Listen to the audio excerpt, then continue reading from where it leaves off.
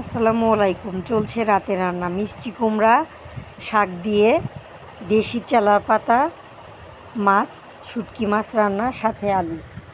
তো গরম পানি দিয়ে শুটকি মাছটা ভালোভাবে ধুয়ে পরিষ্কার করে নিয়েছিলাম।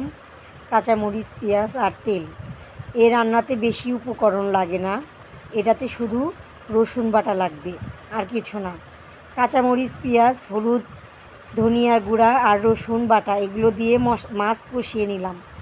কষিয়ে যখন তেল উপরে উঠে আসছে তখন আলু দিয়ে আবার হালকা একটু পানি দিয়ে আলুটা ভালোভাবে কষিয়ে নিলাম, যাতে করে তরকারির স্বাদটা দ্বিগুণ বাড়ে। যে পর্যন্ত মাছের তেল না উঠে আসবে সে পর্যন্ত আলু কষিয়ে নিলাম।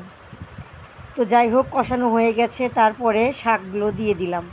শাক দিয়ে হালকাভাবে নাড়াচাড়া করে শাকটা ভালোভাবে কষিয়ে নিব, যাতে পরিপূর্ণ টেস্ট আসে শাকের। অনেকে অনেক ধরনের শাক রান্না করে, কিন্তু আমার কাছে এই ধরনের শাক রান্না করলে অনেক টেস্ট লাগে, যদিও শাকে একটু তেল বেশি লাগে। তো ঢেকে দিলাম কষানোর জন্য, ঢাকা হয়ে গেল। তো দেখতে পাচ্ছেন আবার কষানো প্রায় শেষ। এদিকে হালকা একটু